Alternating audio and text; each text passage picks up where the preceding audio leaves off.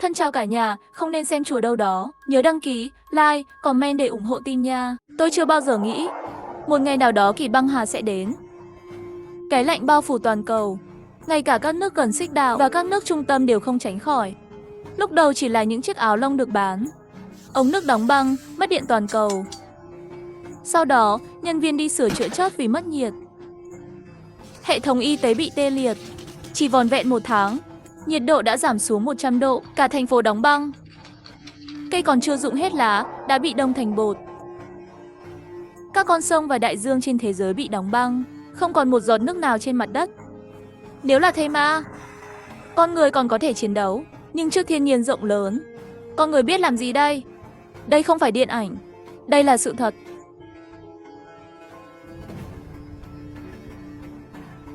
Sáng sớm, điện thoại đổ chuông dồn dập.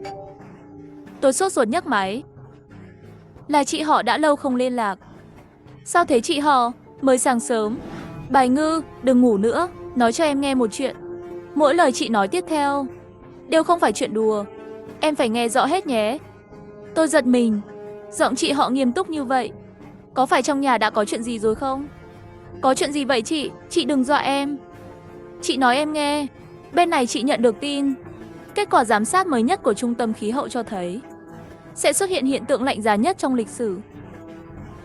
Nhiều quốc gia ở vĩ độ cao đã sớm bước vào mùa đông. Dự báo thời tiết đang ấm dần lên. Sau khi ấm lên, nhiệt độ sẽ giảm mạnh. Đây cũng là mùa đông đầu tiên của nhân loại. Dự kiến sau 1 tháng, thế giới sẽ có khí hậu lạnh quy mô lớn chưa từng có. Hay chính là đóng băng. Gì thế chị họ? Đóng băng gì cơ? Ý chị là giống như trong phim ngày kia à? Tôi hơi khó hiểu. Hôm nay là ngày cả tháng 4 sao? Đây là tin tức mà cậu và mợ em làm việc ở cục khí tượng có được đó. Không còn thời gian nữa, bọn chị đã tìm được chỗ trú ẩn rồi. Cũng đã tích trữ vật tư, em cũng nhanh chóng chuẩn bị đi. Đúng rồi, nói với bố mẹ em tin này đi. Giọng của chị họ đột ngột dừng lại. Điện thoại giống như bị ai cố ý cúp máy. Những thứ này là gì thế? Chị họ, trò đùa này không vui đâu. Tôi không để ý. Tiếp tục đi ngủ. Ngày hôm sau khi tôi xuống nhà lấy hàng, phát hiện thời tiết thật kỳ lạ. Đã sang tháng 11 rồi, nắng vẫn gay gắt, bầu trời quang đãng.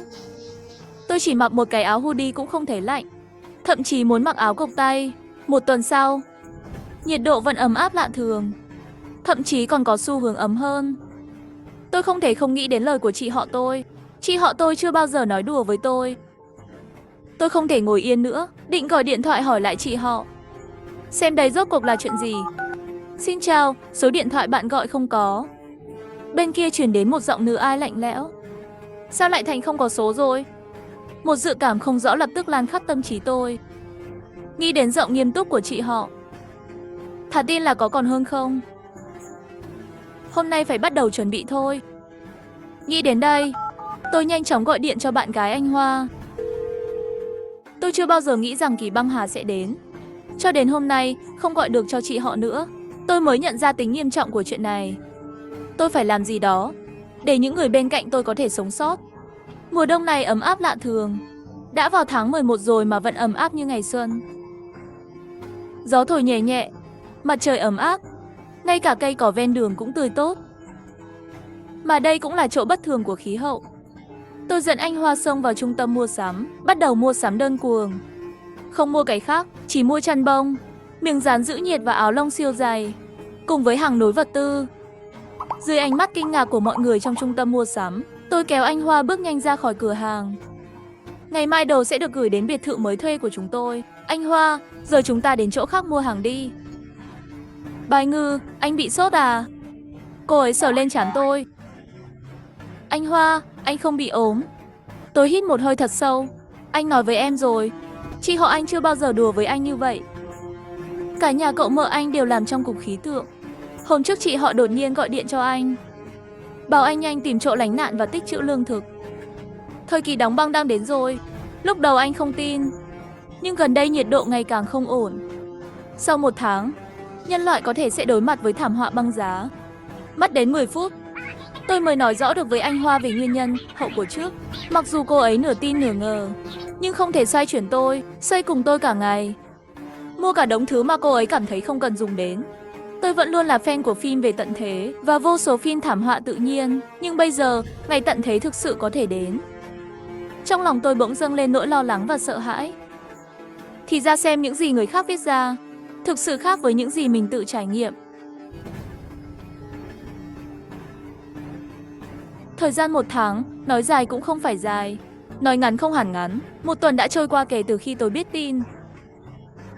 Tính cả mấy ngày đầu tháng trước, giờ chỉ còn chưa đầy 3 tuần nữa. Tôi tuyệt đối không thể trì hoãn công tác chuẩn bị nữa. Trong khi lao tới địa điểm tiếp theo, tôi đã viết một bài trên mạng về thời tiết bất thường gần đây. Trong bài có rất nhiều ý kiến của cá nhân tôi và danh sách những vật tư cần chuẩn bị. Nếu những người đọc được bài viết có thể tin tôi có thể giúp họ một tay rồi. Nhưng tôi là tài khoản vô danh, nên không có sức ảnh hưởng, có rất ít tương tác. Chỉ có 10 mấy bình luận. Hầu hết các bình luận đều chế nhạo tôi, nhưng một trong số chúng đã thu hút sự chú ý của tôi. Chị ấy lại nghiêm túc phân tích mấy đoạn thời tiết. Người bạn trên mạng này có tên tài khoản là Chị Vương bán xỉ trứng gà nuôi. Chị Vương bán xỉ trứng gà nuôi bình luận nói: ý tưởng về tầng hầm 3 tầng dưới. Biệt thự thuê không có vấn đề gì, nhưng nhất định phải thêm bê tông chống đóng băng cả trong lẫn ngoài. Độ bền bê tông chọn C40. Mức độ chống đóng băng chọn S300. Máy phát điện chạy bằng pin mặt trời là không thể thiếu, nhưng cần xây tường bê tông xung quanh. Phía trên sử dụng kính chân không. Trên mặt đất có phòng như thế nào thì cuối cùng cũng không ở được, cho nên phải trực tiếp vào trong lòng đất. Chị Vương bán xỉ trứng gà nuôi đưa ra những đề nghị này, như thể chị ấy thực sự đã trải qua nó. Tôi không ngần ngại nữa, lập tức tìm người liên lạc với công ty tu sửa tốt nhất địa phương. Nói lại chính xác lời của chị Vương bán xỉ trứng gà nuôi với họ. Mất rất nhiều công sức, thêm đủ tiền để sửa chữa mới chắc chắn. Hôm nay các công nhân tu sửa đã đến giúp chúng tôi xây tường, gia cố và cách nhiệt. Tôi chưa bao giờ nghĩ kỳ băng hà sẽ đến. Cho đến hôm nay tôi không thể gọi điện được cho chị họ. Tôi mới nhận ra tính nghiêm trọng của chuyện này. Tôi phải làm gì đó để những người bên cạnh tôi có thể sống sót.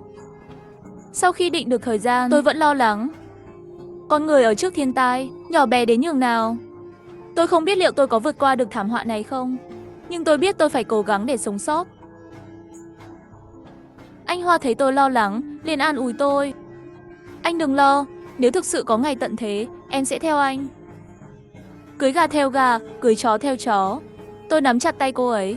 Đã là lúc nào rồi mà còn đùa như vậy? Anh sẽ bảo vệ cho em thật tốt. Nói rồi tôi quay người, tiếp tục mua hàng. Vì là nhà mới thuê, nên trong nhà không có gì cả. Những vật tư mua trước đó cũng phải đến thứ 2 tuần sau mới gửi tới, nên tôi đã thêm tiền để công nhân tu sửa phải đảm bảo chất lượng và tiến độ, hoàn thành trước thứ 2 tới. Vì tôi vung tay hào phóng, nên các thợ sửa nhà rất nỗ lực. Không chỉ hoàn thành nhanh, mà chất lượng cũng rất tốt.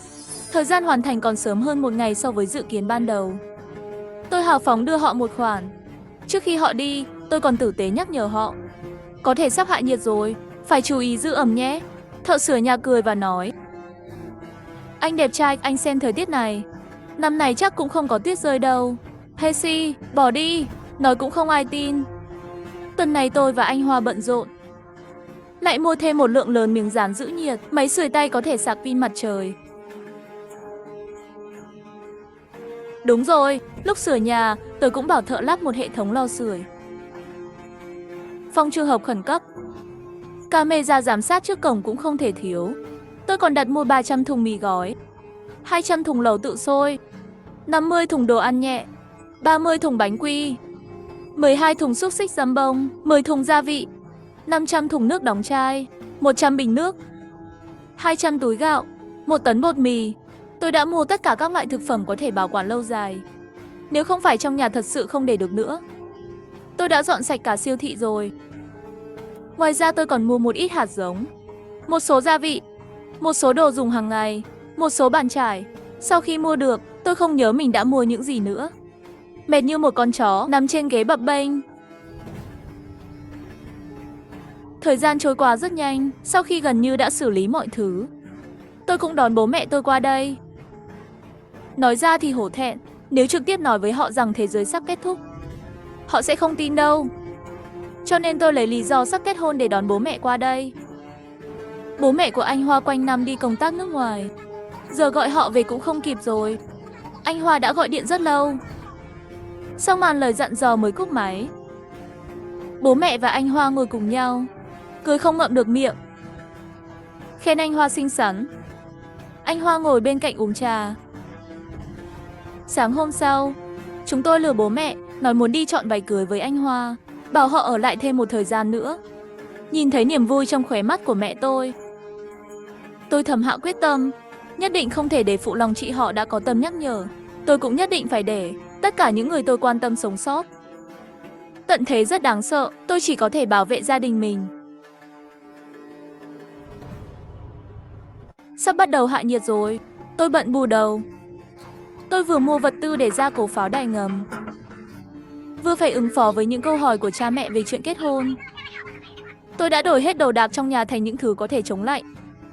Thẻ nào, tiền nào, tài khoản nào cũng thanh toán được hết. Tôi vẫn có chút không yên tâm. Tầng hầm 3 tầng, tôi lại tìm một nhóm công nhân sửa nhà khác. Kiểm tra lại, xác nhận công nhân sửa nhà trước đó không có cắt xé nguyên vật liệu. Tôi bảo nhóm công nhân này giúp tôi gia cố đất và đá xung quanh, đảm bảo nếu xảy ra thảm họa khác sẽ không khiến chúng tôi bị chôn vùi dưới lòng đất. Chỉ là sửa nhà thôi, về cơ bản đã tiêu hết tiền tiết kiệm của tôi rồi. Tôi phải bán sạch những món đồ yêu quý của mình.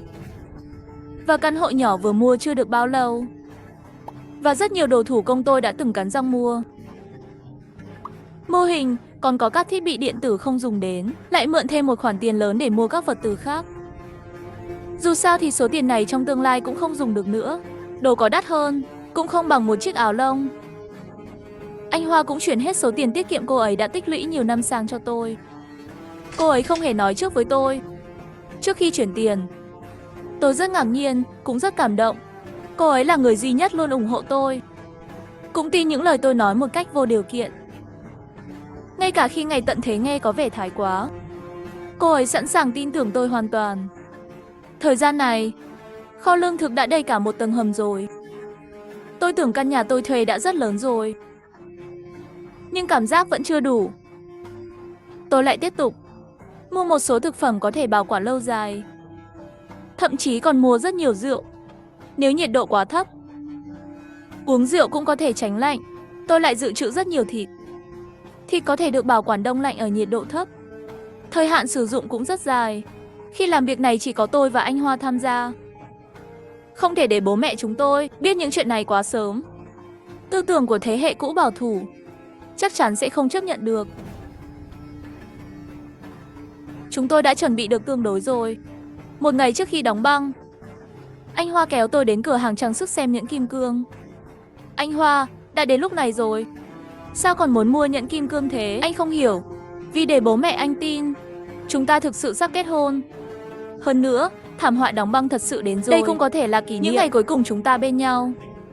Anh Hoa lắc điện thoại, để lộ hai chiếc răng hổ nhỏ. Em đã giải thích tình hình với bố mẹ em rồi, và tạo một nhóm cho chúng ta. Báo cáo vật tư chúng ta đã chuẩn bị. Bố mẹ em ở nước ngoài cũng sẽ cố gắng hết sức để tìm cách vượt qua. Thì ra là vậy. Vào cửa hàng, anh Hoa chu đáo mua cho tôi một cốc trà sữa nóng. Bây giờ thời tiết ngày càng lạnh. Sau khi đóng băng, muốn uống thêm một ngụm trà sữa nóng cũng khó. Cho nên tôi uống thêm vài ngụm nữa. Uống xong trà sữa nóng, chúng tôi đến quầy nhẫn kim cương. Tôi bị lóa cả mắt. Mặc dù kim cương tồn tại mãi mãi, những slogan quảng cáo về cái mãi mãi đều chỉ để hút nhiệt. Nhưng thành thật mà nói, tôi không nghĩ có cô gái nào có thể từ chối nhẫn kim cương. Đặc biệt là nhẫn cưới kim cương mà người đàn ông cô ấy yêu nhất tặng. Nhìn thấy một chiếc nhẫn kim cương được cắt gọn gàng trong số đó, anh Hoa không thể rời mắt một lúc lâu. Chị bán hàng hình như đã nhìn ra anh Hoa rất thích chiếc nhẫn kim cương này, nên đã lấy nó ra, kể cho anh Hoa về nguồn gốc của chiếc nhẫn này. Đằng sau mỗi chiếc nhẫn kim cương là một câu chuyện tình yêu lãng mạn. Tâm niệm của chúng tôi chính là dùng đoạn lãng mạn này chờ đợi cặp đôi tiếp theo có được sự lãng mạn. Anh Hoa nghe rất thích thú. Sau khi chị bán hàng nói xong, anh Hoa có chút áy náy. Nghe mê quá rồi. Cô ấy quay đầu nhìn tôi. Tôi nhìn thấy sự mong đợi trong mắt anh Hoa. Tôi quay lại đưa thẻ ra và nói với chị gái rằng tôi đã mua nó. Quẹt thẻ đi. Sau đó lấy chiếc nhẫn kim cương đeo vào tay anh Hoa. Sau khi hoàn tất thủ tục, chị bán hàng vui vẻ tiễn chúng tôi ra khỏi cửa hàng.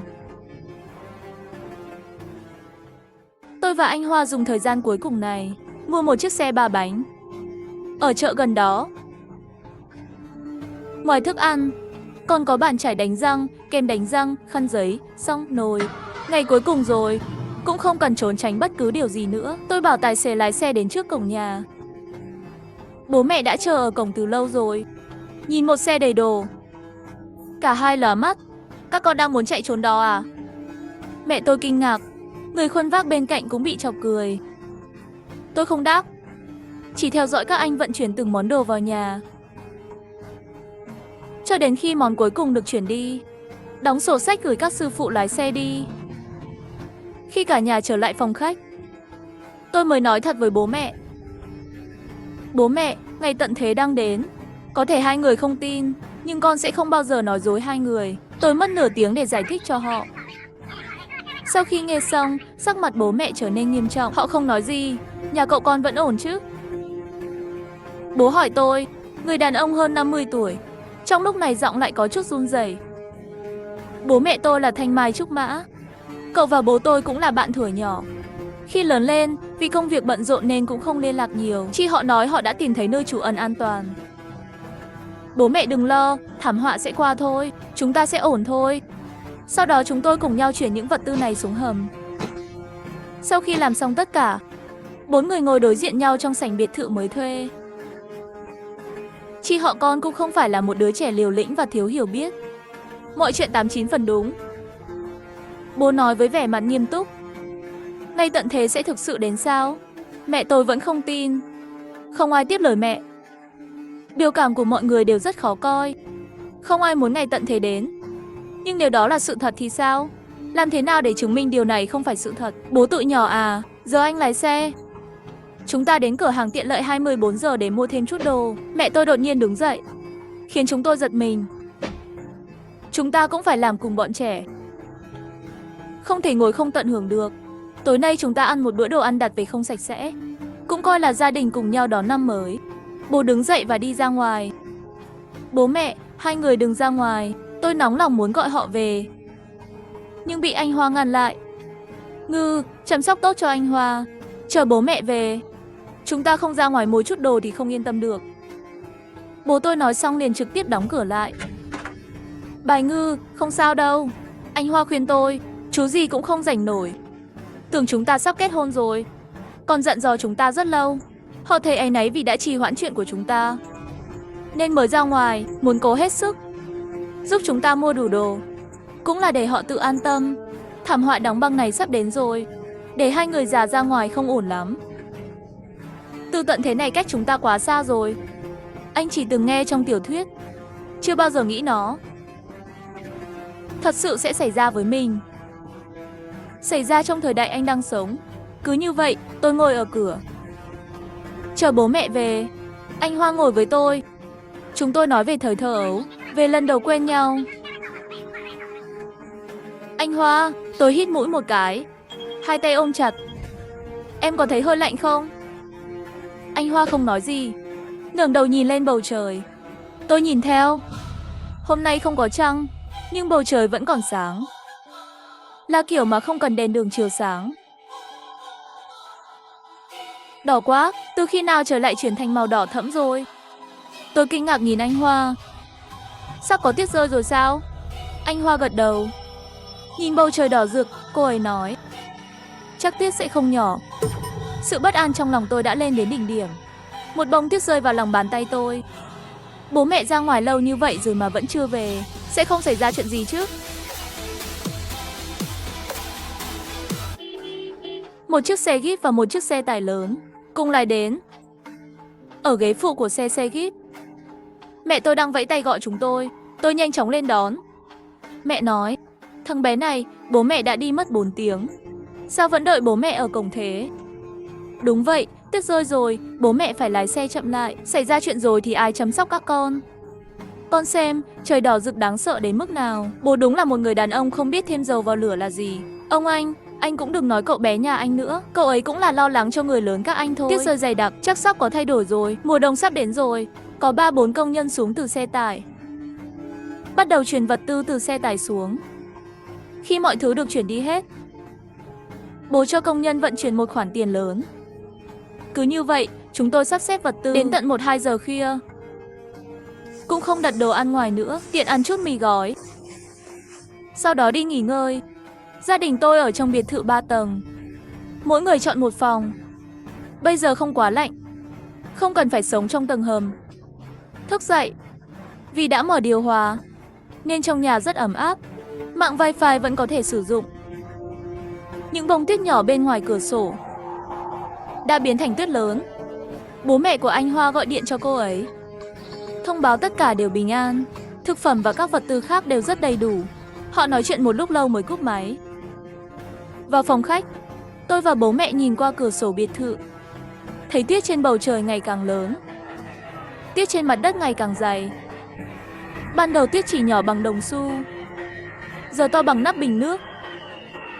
Sau đó lại to như nắm tay của một đứa trẻ. Bố mẹ tôi nói họ đã sống hơn 50 năm. Đây cũng là lần đầu tiên nhìn thấy tuyết lớn như vậy. 9 giờ trưa, sau khi ăn no, tôi vô thức nhìn ra ngoài cửa sổ. Tuyết đã dày như mắt cá chân rồi.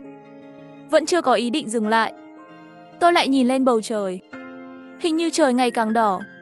Bên ngoài, trước sân các biệt thự khác, đã bắt đầu có trẻ em ra ngoài đánh bóng tuyết. Là người tuyết, đây chính là sự ngây thơ. Tôi lấy điện thoại ra lướt. Tin tức nói ngày mai thành phố sẽ bắt đầu sưởi ấm. Thêm rất nhiều tin tức khác nói hôm nay nhiều khu vực đột nhiên xuất hiện bão tuyết lớn. Một số khu vực xuất hiện tuyết nhỏ và tuyết vừa.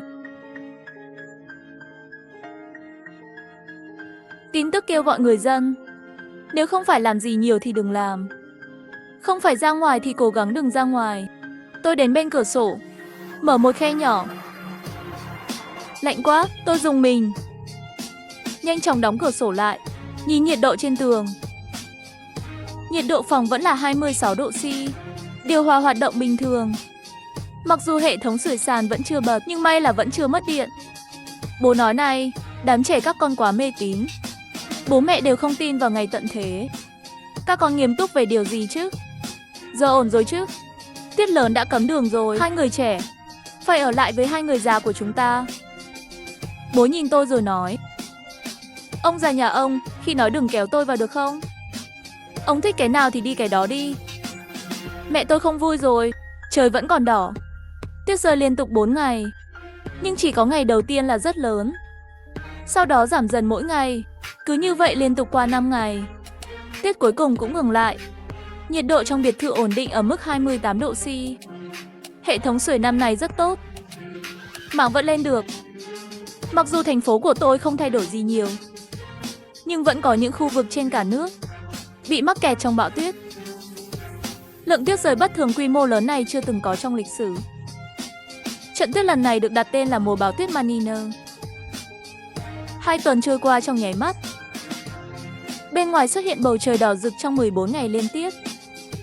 Mặt trời cũng không mọc nữa, như thể nó chưa từng tồn tại. Không biết tại sao, kể từ khi tuyết ngừng rơi, bên ngoài lại lạnh hơn. Người đi bộ cũng ngày càng ít. Trời quá lạnh, đều không muốn ra ngoài. Ngày tháng trôi qua, từng ngày một, mỗi ngày đều đang hạ nhiệt. Nhiệt độ trong phòng chỉ có thể duy trì bằng điều hòa. 28 độ C rồi, bên ngoài hiếm khi thấy người đi bộ và xe cộ. Mấy đứa trẻ đi đánh bóng tuyết mấy hôm trước cũng không ra ngoài nữa. Trong nhóm khu dân cư đã có tiếng phàn nàn. Mọi người đều bàn tán vì sao năm nay lại lạnh như vậy. Trên mạng, chúng tôi đã biết tình hình ở các khu vực khác. Một số khu vực vì nhiệt độ thấp liên tục đã ngừng hết tất cả các hoạt động ngoài trời. Một số nơi ở vĩ độ cao đã bắt đầu xuất hiện vấn đề mất điện. Tạm thời mất liên lạc với thế giới bên ngoài vì thảm họa đến đột ngột. Nhiều người không có máy sưởi, phải đến nơi trú ẩn. Cách nhà tôi không xa cũng có một cái, đã đầy xe cảnh sát và xe cứu thương. Từ cửa sổ nhà tôi, vừa hay có thể nhìn thấy cửa hầm trú ẩn. Âm thanh ồn ào của đám đông, ngay cả khi có tường cách âm, cũng không thể cách âm hoàn toàn. Mỗi bệnh viện đều có xe cứu thương ra. Nhân viên y tế mặc áo lông dày, đợi gần nơi trú ẩn. Bệnh viện cũng đông người, nhưng vẫn may, khu dân cư chúng tôi vẫn an toàn. Mỗi gia đình đều có một ít lương thực. Cung cấp điện và sưởi ấm đều bình thường, cũng không cần phải ra ngoài trú ẩn. Cứ như vậy lại qua một tuần nữa.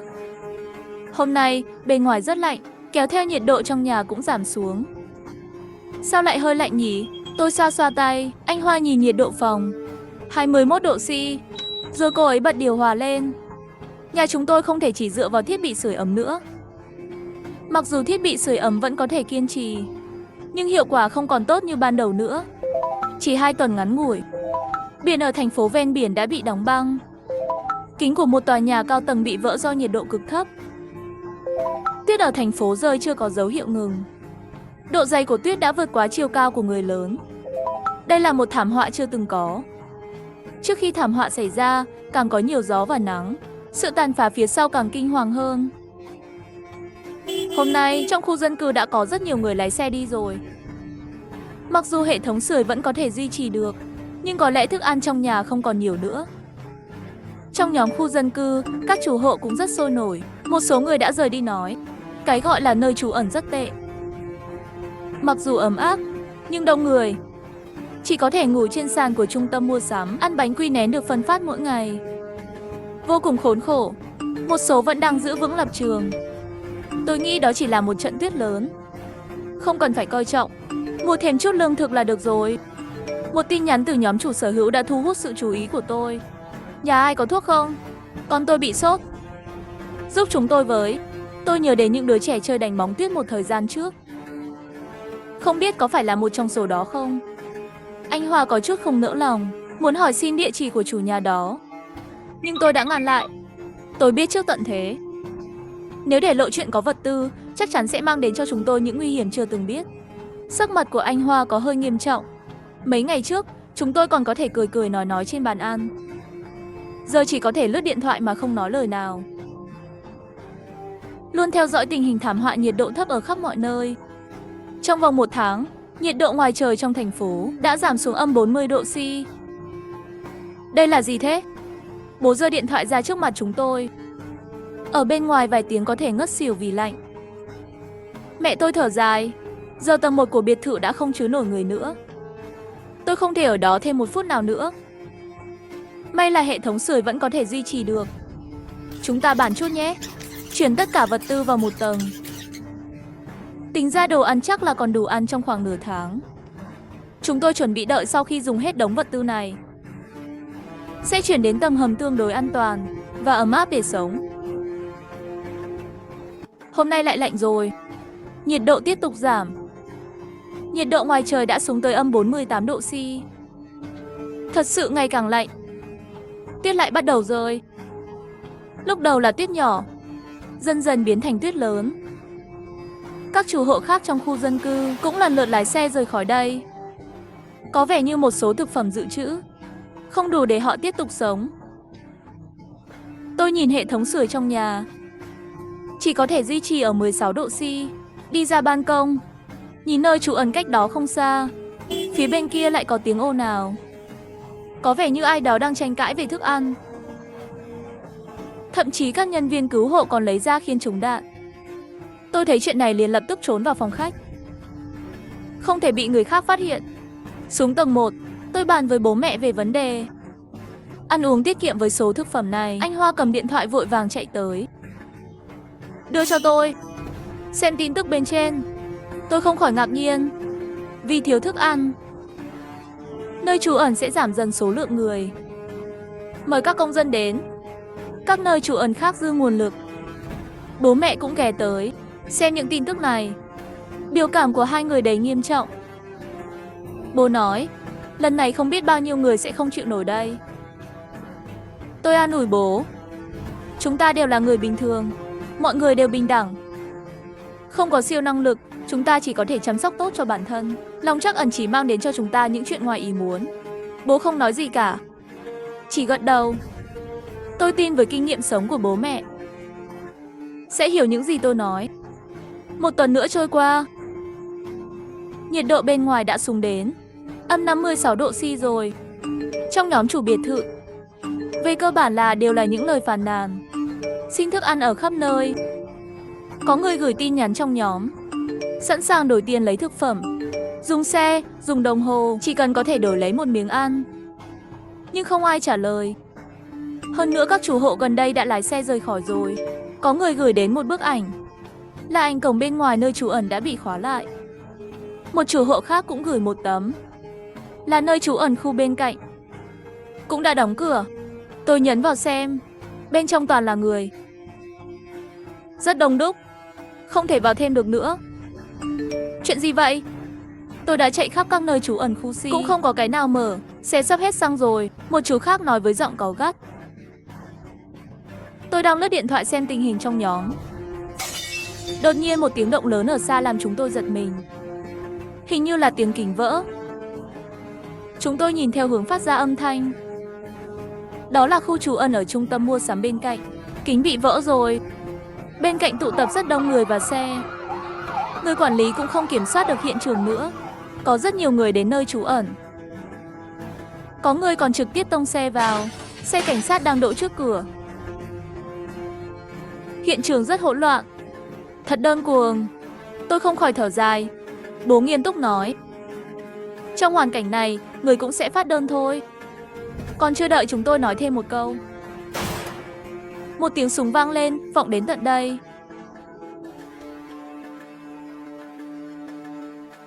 Nghe tiếng súng, chúng tôi đều lùi lại một bước. Bố vội vàng kéo rèm cửa lại. Tôi còn chưa kịp nhìn rõ, rốt cuộc đã xảy ra chuyện gì. Chỉ một đêm ngắn ngủi, mọi thứ đã hoàn toàn thay đổi. Đáng sợ không chỉ có thiên tai, mà còn có lòng người, không thể tưởng tượng nổi trong những ngày tới.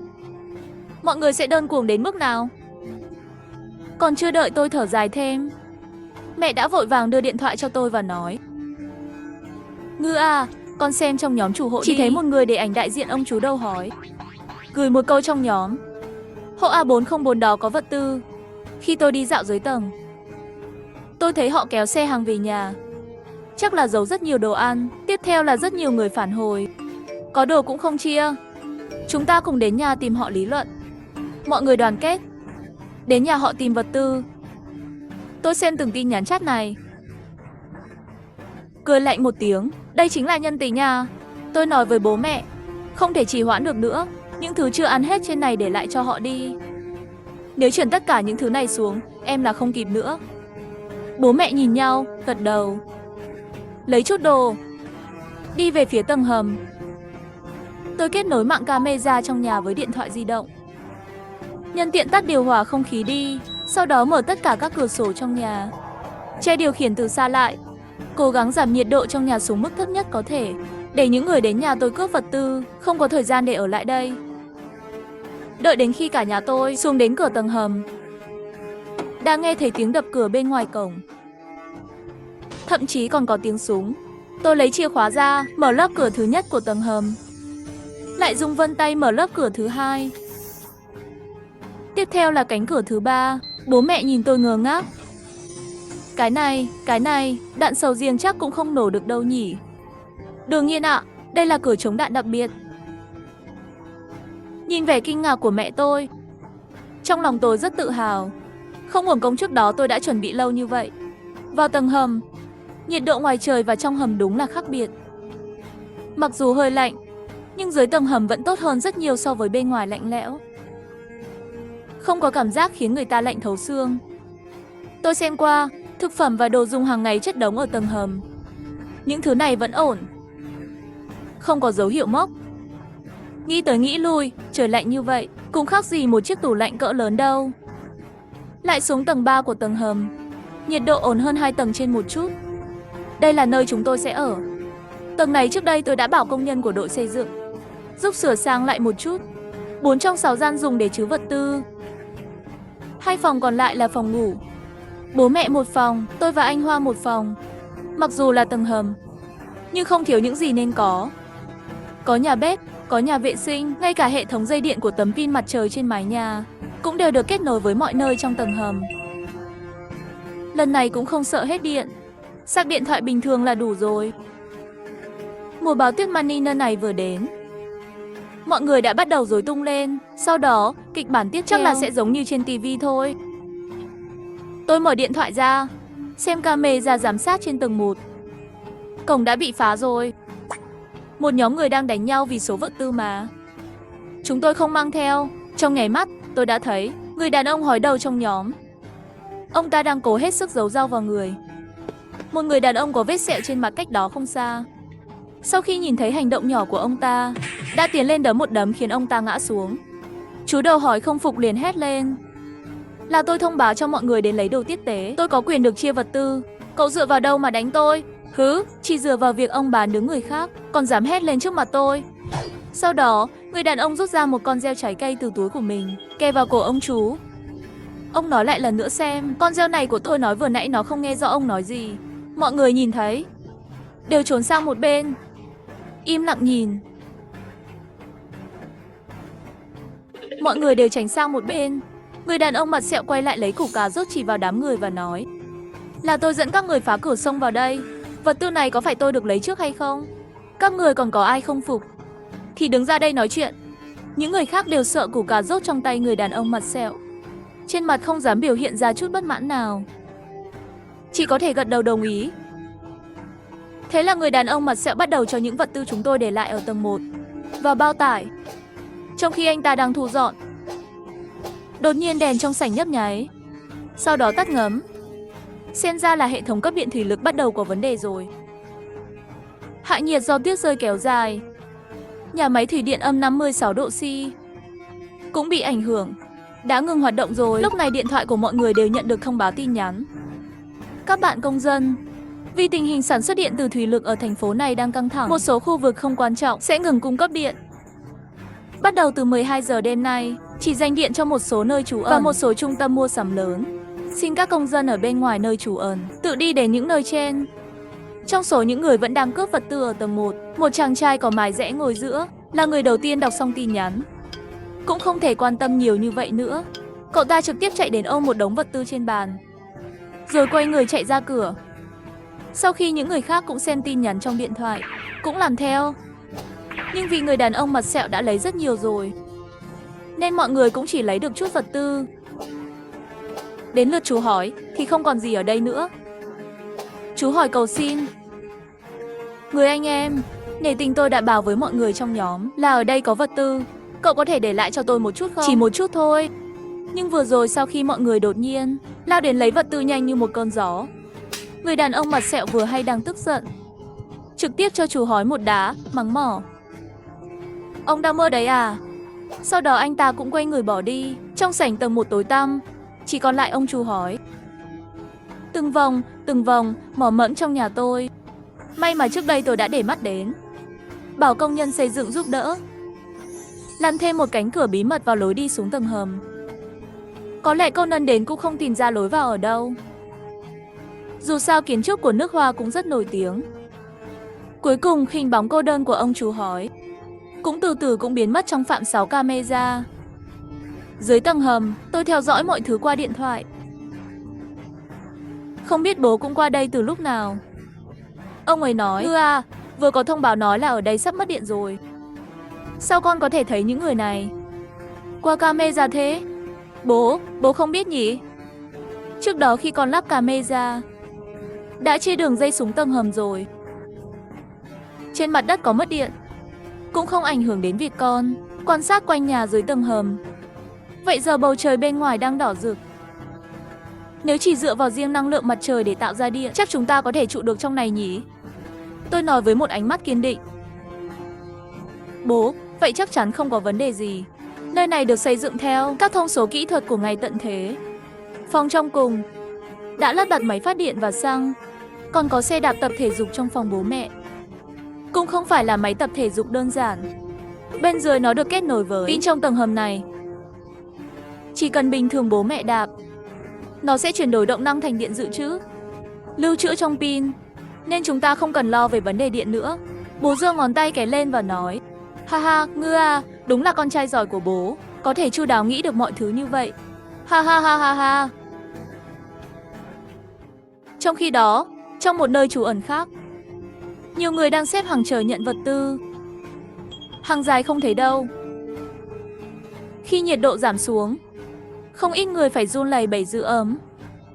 Vì thiết bị sưởi ấm của trung tâm mua sắm không theo kịp tốc độ hạ nhiệt. Trong số đó có một người béo, thật sự không thể chịu được cảnh chờ đợi mòn mỏi này, đã chen lên đầu hàng. Chen đúng trước mặt Trung Vũ và Đại Vũ. Nhìn thấy gã béo đột nhiên chen vào hàng, Đại Vũ không khách khí mà mắng anh ta. Gã béo này, có tố chất chút được không? Không biết xếp hàng à? Anh béo cười nịnh bợ. Hai người anh em, trên người tôi có quá nhiều thịt, dễ bị đói. Anh xem có thể để tôi nhận vật tư trước được không? Tôi có phiếu, tôi có thể cho các anh phiếu. Nói xong anh béo lấy từ trong túi ra những tấm phiếu đỏ đưa cho hai người. Trung Vũ vẫy tay, làm gián đoạn hành động của anh béo. Ngay tận thế đóng băng này, cần đống phiếu này làm gì? Anh mau về phía sau xếp hàng đi. Nếu không hai anh em chúng tôi sẽ ra tay đó. Sau đó, Trung Vũ và Đại Vũ vây anh béo lại. Chính vào lúc này, một người giống như chỉ huy phát hiện trong hàng có rắc rối, bèn đi về phía họ quát một tiếng. Có phải đều cảm thấy mình ăn no mặc ấm rồi, nên muốn ra ngoài giúp tìm đường có phải không? Ba người vừa nhìn là chỉ huy quân đội đến Lão Từ, tất cả đều im không dám nói nữa. Chỉ có thể ngoan ngoãn trở lại hàng, tiếp tục xếp hàng. Rồi Lão Từ quay người đi về hướng phòng họp. Vừa vào cửa đã nhìn thấy các thành viên khác trong nhóm, họ đều đang thảo luận với khuôn mặt buồn bã. Lão Từ trực tiếp hỏi, tình hình ở nơi trú ẩn này giờ thế nào rồi? Đội trưởng Từ, giờ đã có rất nhiều người xuất hiện tình trạng tê cóng, thậm chí nghiêm trọng hơn, đã có người không qua được rồi. Đặc biệt, tầng càng cao thì nhiệt độ càng thấp, về cơ bản là chiều cao trên 5 tầng, người đã không thể ở được nữa. Dự đoán nhiệt độ ngoài trời hiện tại đã xuống đến âm 65 độ C. Nếu không còn vật tư được gửi đến nữa, tốc độ sưởi ấm không thể theo kịp nữa. Chắc nơi trú ẩn này của chúng ta sẽ khó tồn tại tiếp được. Nếu mỗi ngày đều có người không chịu nổi, tôi sợ sẽ gây ra hỗn loạn. Một trưởng nhóm khác lớn tuổi hơn chút nói. Đội trưởng Từ, chúng tôi đã tập trung mọi người từ tầng 4 trở xuống rồi, tầng 5 trở lên. Được rồi, tôi biết rồi. Điều quan trọng nhất bây giờ là phải tìm một nơi trú ẩn dưới lòng đất chứa được rất nhiều người. Tôi đã liên lạc với cấp trên rồi. Chỉ cần chúng ta vượt qua được nhiệt độ dưới 100 độ C, trước khi trốn xuống tầng hầm, sẽ có hy vọng có thể trốn ở đó. Sau đó đội trưởng Từ mở một tấm bản đồ ra, tìm trên đó. Theo thông tin anh ấy nhận được, cách nơi trú ẩn trung tâm mua sắm này 3 km, có một hầm tránh bom, độ sâu khoảng 8 mét dưới lòng đất. Không gian rộng lớn, bên trong có rất nhiều vật tư. Anh ấy ngẩng đầu lên hỏi nghị viên, giờ trong nơi trú ẩn này có bao nhiêu người còn có năng lực hành động? 2 ngày trước thống kê còn có 30.000 người, giờ ước tính còn lại 90%. Sắc mặt của mọi người đều rất nghiêm trọng. Lão Từ đi đến bên cửa sổ, nhìn tuyết lớn rơi bên ngoài, chắc đã cao đến cổ của một người trưởng thành. Nếu không tranh thủ thời gian sẽ càng khó khăn hơn. Một vùng trắng xóa, muốn đi bộ đến hầm tránh bom cách đó 3 km, có thể tưởng tượng được là khó khăn đến mức nào. Anh ấy lấy la bàn ra và xem phương hướng. May mà thứ nhỏ bé này không bị hỏng. Đứng trước cửa sổ suy nghĩ một lúc, sau khi xác định được phương hướng, Lão Từ trở lại phòng họp, lập tức nói với 3 người trưởng nhóm khác. Chúng ta không thể trì hoãn nữa, giờ chúng ta phải cử người đi tìm hầm trú ẩn. Cách đây 3 km, xác định vị trí. Nếu không đợi đến khi tất cả mọi người đều chuyển từ nơi trú ẩn này qua đó mới bắt đầu tìm, chưa nói đến họ có sẵn sàng hay không, rủi ro trong đó cũng rất lớn. Nhóm trưởng Trần lớn tuổi hơn một chút nói. Đội trưởng, tổng nhân lực chúng ta đưa đến lần này không nhiều. Nhóm này của tôi, nhóm của Tiểu Ngô, thêm cả nhóm của Tiểu Trương bọn họ, tổng cộng mới có 15 người. Mặc dù còn có nhân viên tình nguyện đi cùng chúng tôi đến nơi trú ẩn này, nhưng không thể để họ ra ngoài tìm được. 2 người còn lại cũng gật đầu đồng ý. Trong trường hợp không có định vị, chỉ tìm dựa trên phương hướng gần đúng, khó khăn là không nhỏ. Thêm vào đó, độ dày của tuyết ngày càng cao. Trên mặt đường phủ một màu trắng xóa. Lão Từ sau khi suy nghĩ một chút, nhìn về phía 2 người, Tiểu Ngô và Tiểu Trương. 2 cậu dẫn theo 10 người, cùng nhau đi tìm hầm tránh bom. Những người còn lại ở đây đảm bảo trật tự với tôi và Lão Trần. 2 người nhìn nhau gật đầu. Chỉ có thể như vậy thôi. Lão Từ đưa la bàn và bản đồ trong tay cho họ, vẽ vài vòng tròn trên đó. Sau khi xác định vị trí, lại dặn thêm vài câu nữa. Tiểu Ngô, Tiểu Trương, 2 người đứng lên hành lễ, đồng thanh nói rằng đảm bảo hoàn thành nhiệm vụ. Sau đó đi xuống tầng, bắt đầu tập hợp đội, chuẩn bị đến hầm tránh bom cách đó 3 km. Đội tập trung trong phòng nghỉ tầng dưới. 2 người truyền lệnh từ Lão Từ. Sau khi truyền đạt cho từng thành viên trong đội, mọi người bắt đầu thu dọn đồ đạc, mặc quần áo chống lạnh vào, mang theo thiết bị chống lạnh. Sau đó 10 người đi qua hành lang đến trước cửa. Mỗi ngày đều sắp xếp người dọn tuyết trước cửa. Nếu không bây giờ ngay cả cửa cũng không mở được. Những người còn lại đang run rẩy dưới tầng. Nhìn thấy cảnh này, mọi người bắt đầu thì thầm. Trong đó xuất hiện một bóng dáng quen thuộc. Là gã hỏi đó. Ông ta nói với người bên cạnh. Những người vừa đi ra ngoài hình như là nhân viên bảo vệ. Có phải họ bỏ mặc chúng ta và bỏ chạy rồi không? Chị gái bên cạnh nghe ông ta nói như vậy, sắc mặt trắng bệch. Chắc không phải đâu. Không phải họ đến để bảo vệ chúng ta sao? Ôi, ngay tận thế khó đoán lòng người. Cô xem, giờ vật tư chia cho chúng ta ngày càng ít. Có phải là thấy chúng ta dễ bắt nạt, muốn để chúng ta chết đói, chết rét, sau đó tự chiếm vật tư để sống sót không? Chị gái nửa tin nửa ngờ, lại ngẩng đầu nhìn về hướng mà đội vừa rời đi. Lẩm bẩm một câu. Gần đây hình như họ thực sự đã cắt giảm phần ăn của chúng ta không ít. Làm tôi đói quá. Cuộc thảo luận giữa hai người ngày càng lớn. Bên cạnh cũng có rất nhiều người nghe thấy. Mọi người đều nhìn về phía người đàn ông đầu hói. Đến cả anh béo cũng phành tai lên, nghiêm túc lắng nghe. Đúng lúc người đàn ông đầu hói đang nói hăng say, thì một bóng người trực tiếp đạp ông ta xuống đất. Mẹ nó, tên hói, sao ở đâu cũng có ông thế? Lần trước trong nhóm ông đã hại một nhà cùng khu với ông. Giờ lại muốn làm gì ở đây? Bánh bao nhỏ tôi không dễ dàng gì mới tìm được một nơi thoải mái để nằm. Ông làm cái quái gì thế? Ăn no rừng mỡ phải không? Người đàn ông hói nhìn lên là người đàn ông mặt sẹo đã đánh mình một trận trong biệt thự. Trong lòng rất ngứa ngáy. Được lắm tên mặt sẹo, tôi không quan tâm cậu là bánh bao nhỏ hay bánh bao lớn. Lời tôi nói là sự thật. Lần trước là cậu lấy nhiều vật tư nhất. Mọi người mau đến mà xem đi. Người đàn ông mặt sẹo này, cậu ta không chỉ đánh người, còn cướp vật tư của người khác. Mọi người đến xem cả đi. Trên người cậu ta chắc chắn còn rất nhiều vật tư. Thấy bao tải phía sau cậu ta không? Vật tư ở bên trong đó. Chúng ta cùng nhau lên, khống chế cậu ta. Chúng ta chia đều vật tư. Những người xung quanh nhìn gã hói, lại nhìn bánh bao nhỏ. Có thể là do vết sẹo trên mặt bánh bao nhỏ, khiến mọi người có xu hướng tin người đàn ông hói hơn. Thế là họ tiến lên và vây quanh bánh bao nhỏ. Anh béo bên cạnh cũng muốn cùng lên góp vui, nhưng lại bị Trung Vu kéo lại. Khuyên anh ta, béo, tôi thấy chuyện trong đó không đơn giản. Tốt nhất chúng ta nên ở một bên hóng đầu ra mời trước, xem mọi thứ đi đến đâu. Bánh bao nhỏ thấy nhiều người vây quanh như vậy, không khỏi thầm thì trong lòng. Sớm biết đã không ăn củ cà rốt đó rồi. Vốn tưởng ở đây có thể yên tĩnh làm một cái bánh bao hỏng. Xem ra mình đã đánh giá quá cao phản ứng của những người này trong ngày tận thế rồi. Thật xui xẻo. Sau đó bánh bao nhỏ đặt túi xuống, giữ thế phòng thủ. Khi bầu không khí trở nên nóng hơn, Lão Từ và Lão Trần đi ra từ phòng họp. Đủ rồi, dừng hết cả lại cho tôi. Có phải phát cho mấy người quá nhiều vật tư rồi không? Ăn no rồi không có chỗ tiêu hóa, nên đều chạy đến đây nhảy múa phải không? Sau khi ông hói nhìn thấy người dẫn đầu Lão Từ, lập tức bày ra bộ dạng ấm ức, chạy về phía trước ôm đùi Lão Từ mà khóc lên. Đội trưởng, cậu phải giúp tôi. Người này, cậu ta, tên bánh bao nhỏ này, không phân rõ nguyên nhân, đã đánh tôi một trận rồi. Cậu xem khuôn mặt đẹp trai của tôi, bị cậu ta đánh mất hết tóc ở giữa luôn rồi. Không phải anh bị hói sao? Cậu đừng thấy tôi hói, tôi dễ ngồi giữa thôi. Được rồi, đừng nói nhảm nữa. Lão Từ quay đầu nhìn bánh bao nhỏ hỏi. Cậu nói đi, có chuyện gì thế? Không có gì, chỉ là nghe thấy tiếng ruồi vò ve linh tinh, làm phiền đến tôi, nên tiện dọn dẹp chút thôi. Ồ, cậu nhóc, vẫn đang chơi trò cún ngầu ở đây. Đừng tưởng xem mấy bộ phim xã hội đen là có thể giở trò trước mặt tôi. Anh béo ở một bên nghe được liền không nhịn được mà cười, đi ra. Không đợi Trung Vũ kịp che miệng anh ta, Lão Từ đã nhìn chằm chằm vào anh béo. Còn các anh nữa, chỉ đứng hóng thôi, không qua đây mà khuyên họ đi. Lão Trần ghi hết tên họ lại, cắt một nửa phần thức ăn tối nay. Khi Lão Từ còn muốn nói thêm điều gì nữa, bộ đàm quân sự của Lão Trần bên cạnh rung lên. Ông Trần xem, là Tiểu Ngô sáng đi tìm hầm tránh bom. Kênh đó bị sao vậy?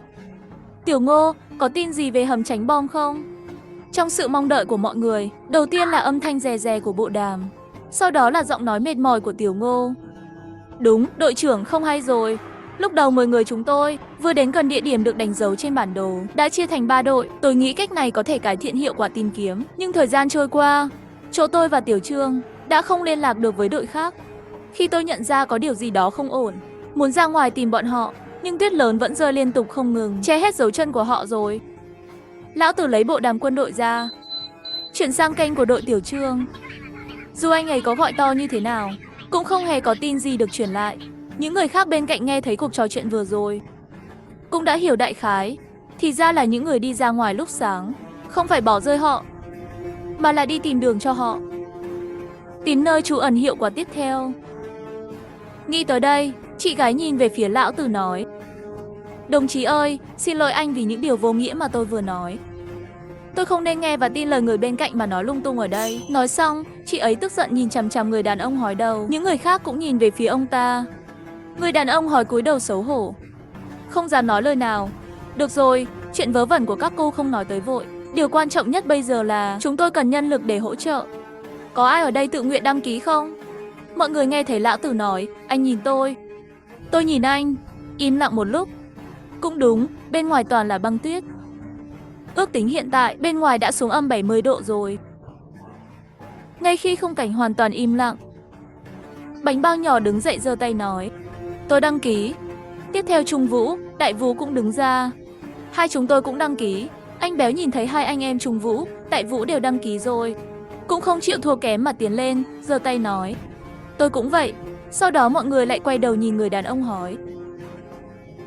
Cảm nhận được ánh mắt của mọi người, người đàn ông hói run rẩy giơ tay lên nói: Tính cả tôi vào. Lão Tử gật đầu nói với mấy người: Đi theo tôi, trang bị cẩn thận, chuẩn bị xuất phát. Đợi Đại Vũ, anh Béo, mấy người đều mặc xong thiết bị chống lạnh. Lão Tử quay đầu nói với Lão Trần: Lão Trần, anh ở đây ổn định nhân viên, tôi lại dẫn theo mấy chàng trai này, có đào ba tấc đất, cũng phải tìm ra những thành viên trong đội đã bị mất liên lạc. Lão Trần gật đầu: Đội trưởng hứa, phải luôn chú ý an toàn đó, bên ngoài có gió và tuyết, hành động đừng quá hăng.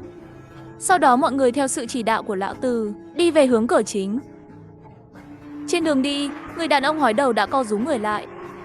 Bánh bao nhỏ vì để đề phòng ông ta giữa đường lại giở trò gì, đã đi xuống cuối hàng và theo dõi người đàn ông đầu hói. Mọi người đi theo con đường do Lão Tử vạch ra, đến vị trí trước đây đã nói chuyện với Tiểu Ngô.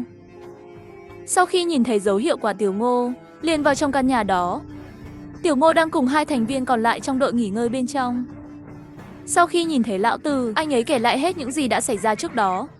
Lão Tử gật đầu, lấy la bàn và bản đồ. Ban ơi, Tiểu Ngô, chỗ các cậu đã lục soát này không phải là hầm tránh bom. Vậy thì còn lại hai cái kia. Tiếp theo Lão Tử tiếp tục dẫn mọi người đi bộ đến điểm đánh dấu thứ hai. Một lát sau, mọi người đến một tòa nhà trung tâm mua sắm. Đây là điểm đánh dấu thứ hai. Xung quanh yên tĩnh, ngoài tiếng gió và tuyết rơi, cũng không có gì hơn. Lão Tử vẫy tay, bảo mọi người tiếp tục đi đến địa điểm tiếp theo. Đợi đến khi họ đến điểm đánh dấu thứ ba, con mắt sắc bén của Lão Tử nhìn thấy trên tường có khắc một logo hình ngôi sao. Họ đã ở đây. Đây là một nhà để xe dưới lòng đất, nhưng tuyết phủ, chỉ để lộ một cái túi nhỏ. Mọi người chia ra tìm lối vào nhà để xe. Không mất bao lâu, Trung Vũ liền gọi: Đội trưởng Hứa, mau qua đây đi, chỗ tôi có một lối vào. Sau khi mọi người vào từ lối vào, đúng là có một nhà để xe. Trên mặt đất còn để lại dấu chân của người đi qua. Dấu chân này rất mới, có thể là nhóm của Tiểu Trương. Mọi người cẩn thận theo sát tôi.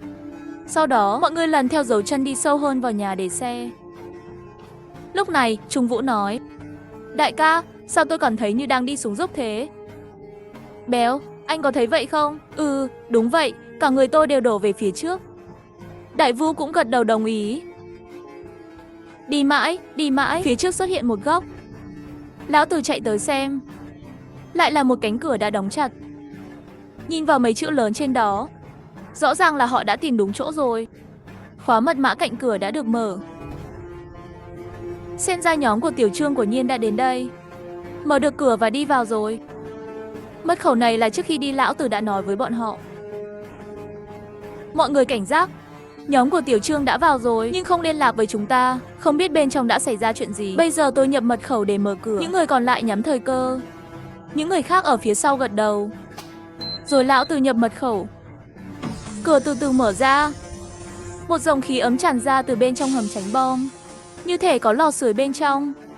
Trước mắt là 7-8 người nằm trên mặt đất. Chính là mấy người mà Tiểu Trương đã dẫn dắt. Nhìn thấy mấy người Tiểu Trương ngã trên mặt đất, lão tử xông vào hầm tránh bom, kéo bọn họ ra, thử xem hô hấp của bọn họ. May mà còn có hơi thở. Lão tử tát bép bép bép vào Tiểu Trương. Một lát sau, Tiểu Trương đã từ từ tỉnh lại. Nhìn thấy lão tử trước mặt, lập tức ngồi thẳng người. Đội trưởng Từ, sao các anh lại đến đây? Chúng tôi đã ngủ bao lâu rồi? Cũng không tính là quá lâu, từ sáng đến giờ thôi. Nói đi, chỗ các cậu xảy ra chuyện gì thế? Điểm đánh dấu này của tôi, vì trước đó cân nhắc là bãi đỗ xe. Thế là sau khi chúng tôi tách khỏi đội của Tiểu Ngô, đã đến đây trước. Nghĩ là nhiều người có thể nhanh chóng lục soát xong nơi này, sau đó đi đến địa điểm tiếp theo. Nhưng sau khi vào thì phát hiện đã tìm thấy hầm tránh bom. Thế là chúng tôi nhập mật khẩu, mở cửa và đi vào. Do không quen với địa hình, vô tình chạm vào hệ thống phòng thủ, cánh cửa liền đóng lại. Thêm cái hầm tránh bom này chắc bình thường không mở thường xuyên nên không đủ không khí bên trong. Mấy người chúng tôi liền bị ngất đi. May là chúng tôi đã để lại dấu hiệu trên cổng bãi để xe. Sau khi hiểu được nguyên nhân đại khái của sự việc, lão tử gật đầu. Điều này cũng giải thích được tại sao trước đó bộ đàm quân sự vẫn luôn không có ai phản hồi. Hóa ra là những người này đều đã ngất xỉu. Cũng may là bọn họ kịp thời xuất phát, kịp thời mở cửa, đưa họ ra ngoài hít thở không khí tươi mới. Sau đó lão tử lấy ra bản đồ hầm tránh bom, đối chiếu với cấu trúc bên trong trên bản đồ, tìm được trung tâm chỉ huy của hầm tránh bom này, mở hệ thống tuần hoàn không khí bên trong. Thiết bị ở đây được đặt dưới lòng đất, không bị ảnh hưởng nhiều bởi không khí lạnh. Dù sao đây đều là những thứ cấp quân sự. Nhìn ánh sáng từ không gian bên ngoài, lão tử lại đánh dấu phòng lưu trữ thực phẩm trên bản đồ cấu trúc. Mở cửa phòng, bên trong là từng thùng rau ráo nước. Ngoài ra còn có trái cây, mì, thực phẩm. Đi quanh một vòng, lão tử còn thấy có hạt giống. Những hạt dinh dưỡng cho cây trồng này có thể trồng ra vật tư mà không cần đất. Đây được rồi, tạm thời không cần phải suy nghĩ vấn đề đồ ăn nữa. Sau đó anh ấy lại đi sang phòng bên cạnh. Đây là nguồn cung cấp nhiệt cho toàn bộ hầm tránh bom, hệ thống động lực điện. Mở cửa ra xem, khiến lão tử giật mình. Bởi vì thứ anh ấy nhìn thấy không chỉ là sử dụng năng lượng hydro loại mới. Bên cạnh còn có một logo thu hút anh ấy. Trên đó viết 4 chữ lớn, năng lượng dự phòng. Giờ chỉ cần đưa tất cả những người ở nơi trú ẩn trước đó vào căn hầm trú ẩn phòng không này. Chờ đến khi bên trên thông báo rằng kỳ đóng băng đã kết thúc, lại ra ngoài xây lại nhà là được rồi. Sau đó lão tử đến tìm mọi người, dùng bộ đàm kể tình hình bên này cho lão Trần nghe trước, để anh ấy chuẩn bị di chuyển nhân viên. Sau đó sắp xếp Tiểu Ngô dẫn thêm 2 thành viên nữa.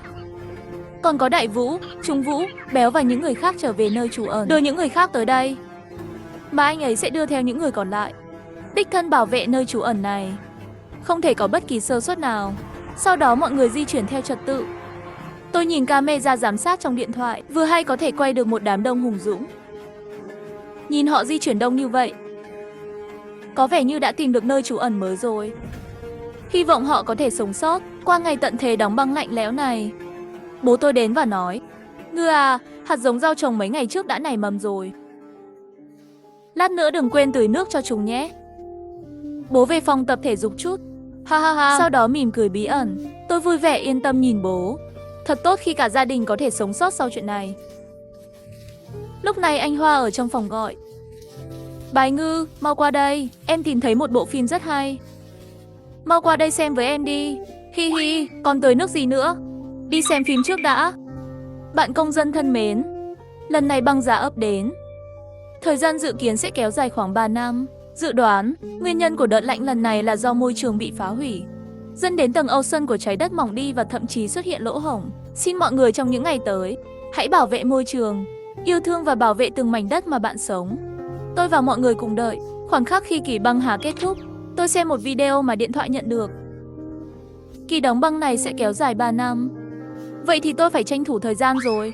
Sau đó tiếp tục vùi đầu vào xem phim với anh Hoa. Tôi và anh Hoa kéo theo Tiểu Bái Ngư, cả nhà cùng ra cửa biệt thự. Nhìn ánh nắng và gió bên ngoài, mặc dù vẫn còn một phần tuyết chưa tan chảy, nhưng nhiệt độ không còn lạnh nữa. Tôi rất vui vì chúng tôi đã sống sót qua ngày tận thế lạnh lẽo này. Hôm nay là khởi đầu tốt đẹp của tương lai. Bắt đầu từ hôm nay, trở thành một người yêu môi trường. Để kỳ đóng băng tiếp theo không bao giờ đến nữa.